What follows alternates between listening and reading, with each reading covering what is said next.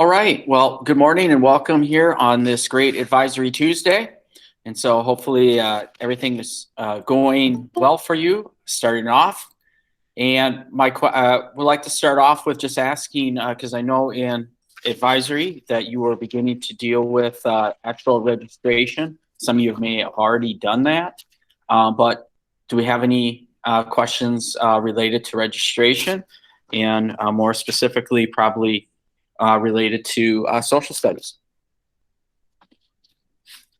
Feel free to unmute or put into the chat.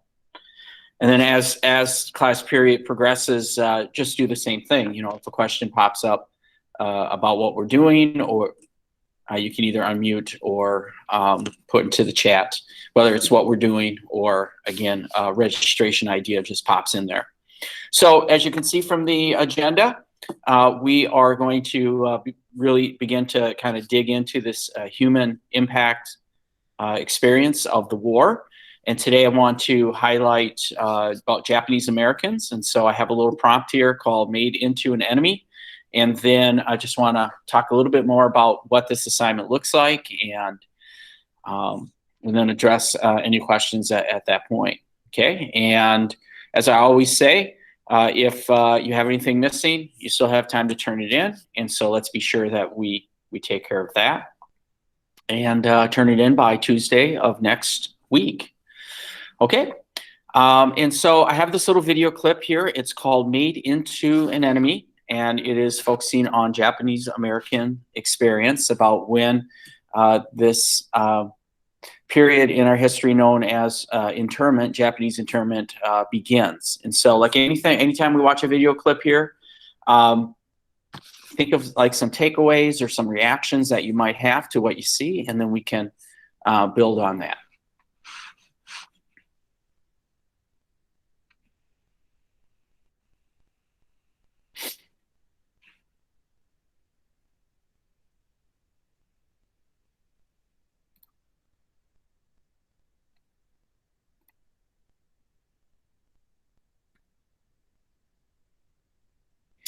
Again, as we watch video clips, and especially video clips related to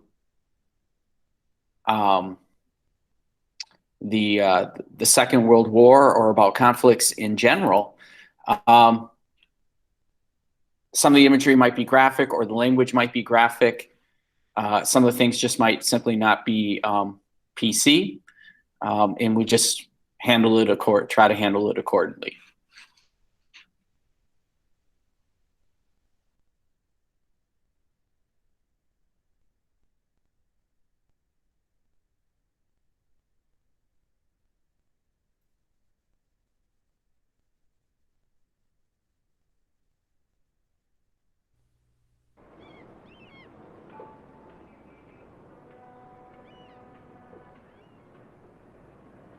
I went to Seattle in 1942. One memory is very clear and strong.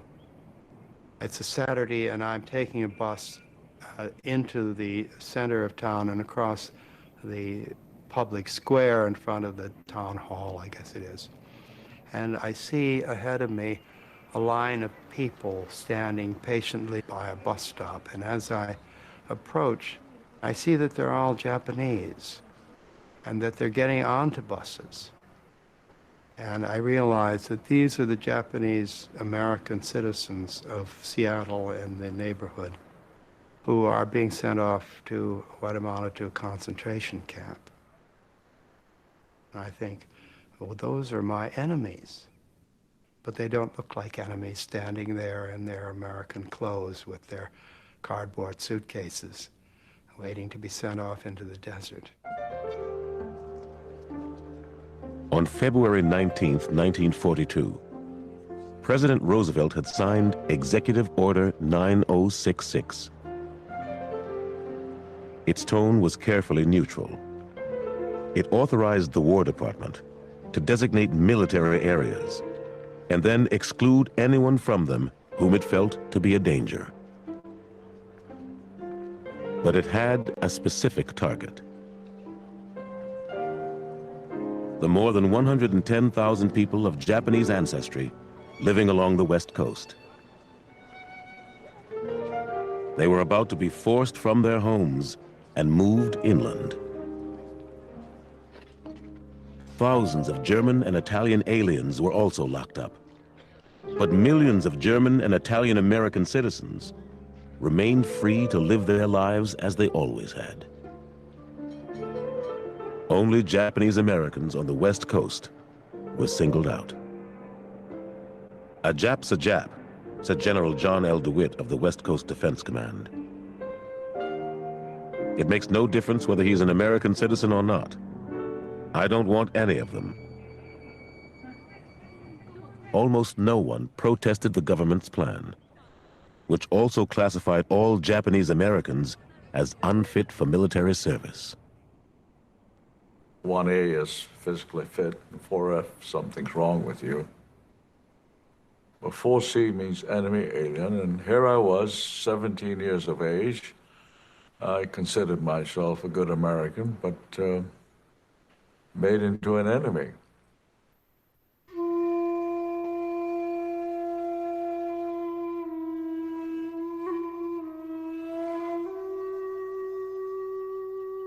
In Sacramento, soon after Order 9066 was issued, hand-lettered signs went up all over town saying, "Japs must go." The orders to leave arrived in May. Susumu Sato and his family could scarcely believe it. They were given 1 week's notice. It was middle of harvest, but still, yeah, we had to abandon it and leave. And so, of course, we made arrangement with our friends. Hey, come and pick the strawberries because it's ready to be marketed. And so I imagine they did that. There was an area of town here in Sacramento that was mostly where the Japanese lived, and it was empty almost overnight. And we wondered, what happened. They took somebody out of 8th grade, a Japanese boy who did wonderful cartoons. His name was Sammy. And one day he was there, and the next day he was gone. And that was very difficult for us to understand because we didn't see Sammy or any Japanese, at least I didn't, any Japanese American as the enemy.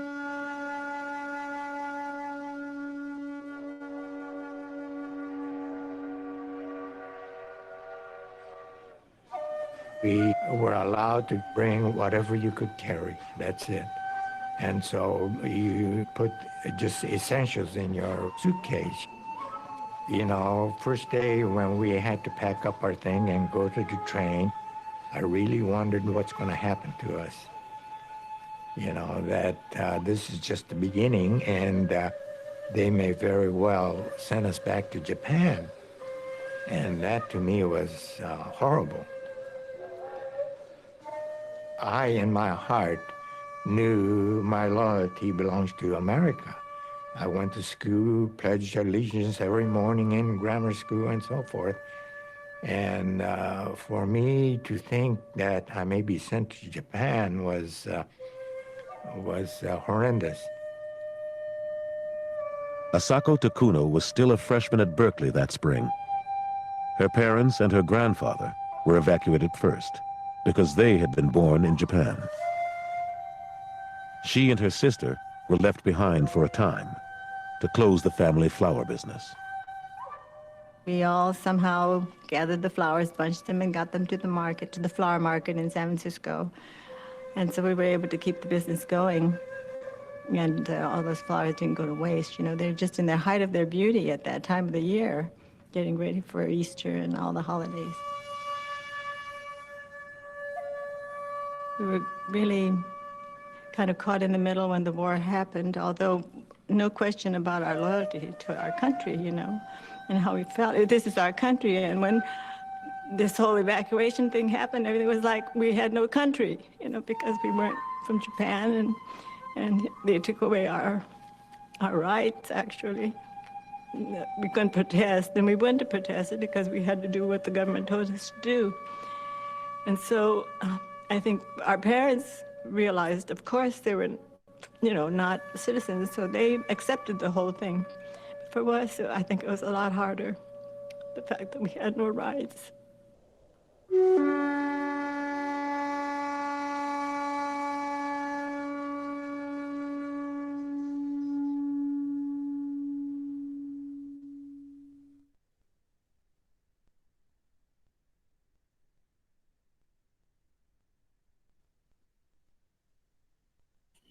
Okay, so definitely you can see that this is that the Second World War had created a very difficult moment here in the United States, and more specifically related to Japanese Americans, and with the creation of internment camps. And these camps would be located in the American West, and there will be a number of locations in rather desolate and isolated places. Does anyone have any immediate thoughts, takeaways, reactions?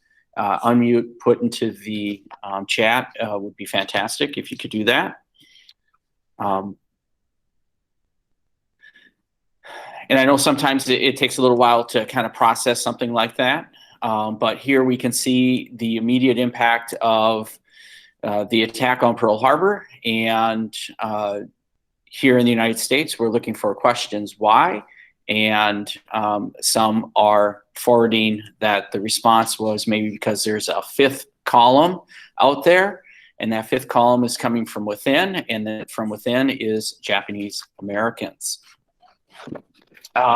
Which we will find that there is very little connection between that attack with any individuals here in the United States of Japanese descent.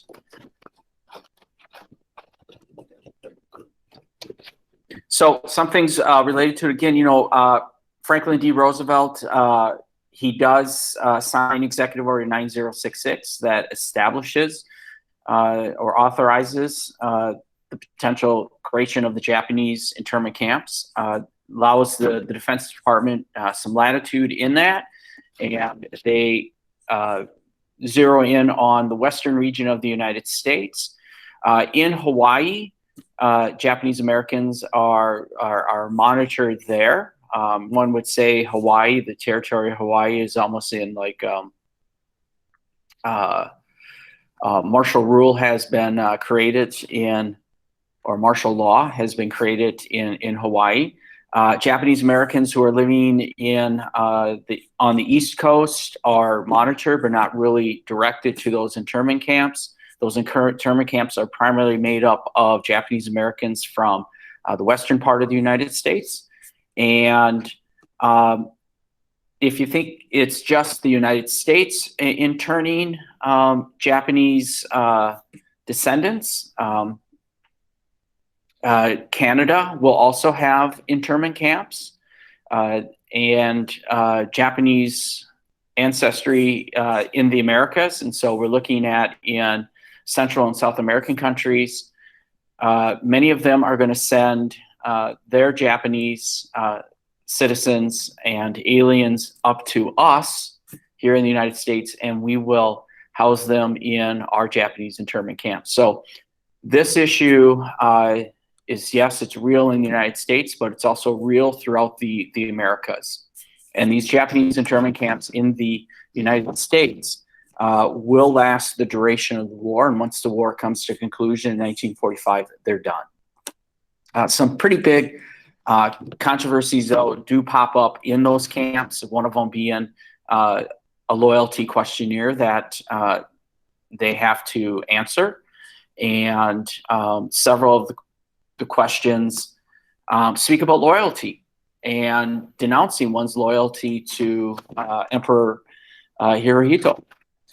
And so how you answered those questions determined whether or not you stay in that camp or sent to another camp, and then eventually maybe after the war sent back to Japan, because after the war some Japanese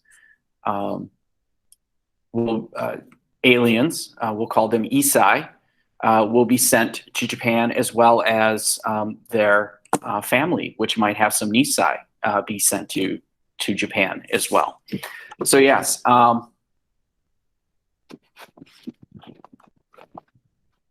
when we look at, it's a very good point that was brought up about protesting to the government. There actually is going to be a Supreme Court case that makes it through the courts and up to the Supreme Court, Korematsu versus the United States. And the U.S. Supreme Court actually is going to rule in favor of the United States here in the creation of these internment camps. The Supreme Court makes the determination about national security versus individual rights. Later on, that decision will be overturned.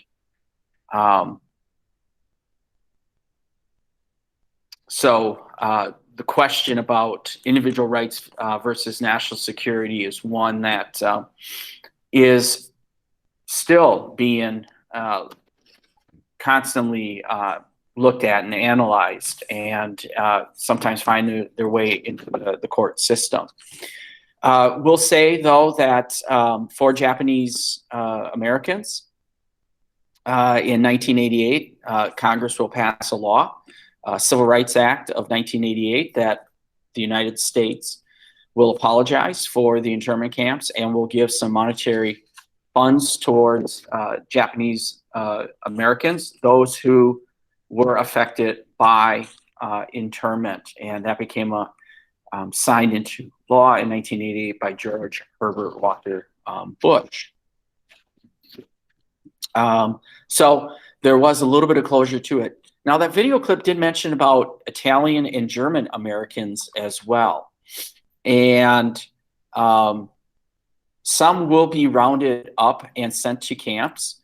And these might be viewed as kind of like known extremists or fascists in the United States.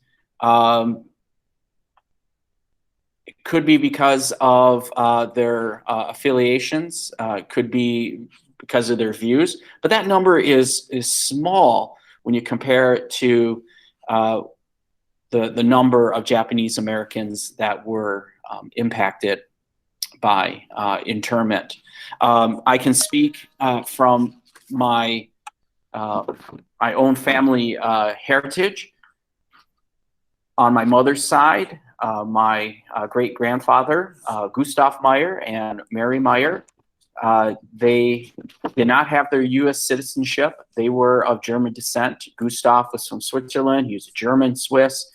And Mary Meyer is from Germany. And so they were aliens. And in 1943, because of the war and the atmosphere, they became U.S. citizens. They were able to go through the process and finally become U.S. citizens in 1943, even though they've been in the United States since the 1890s. And so well over 40 years, and then finally become citizenship. And as my mother would explain, it's because of the atmosphere during the war.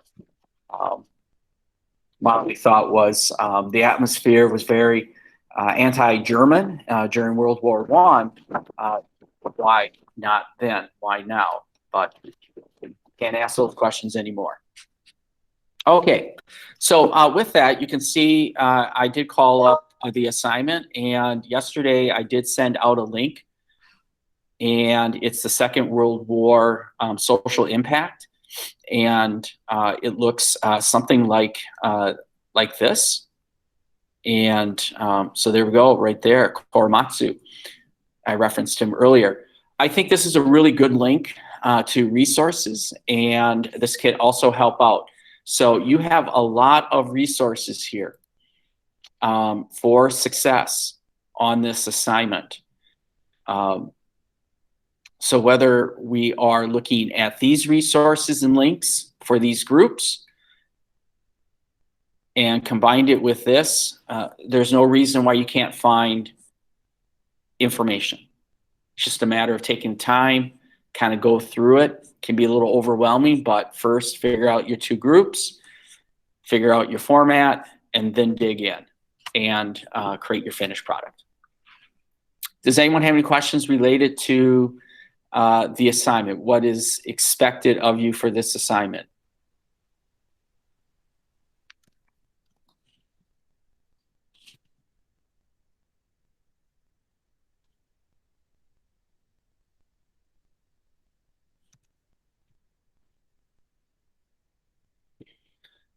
Okay, so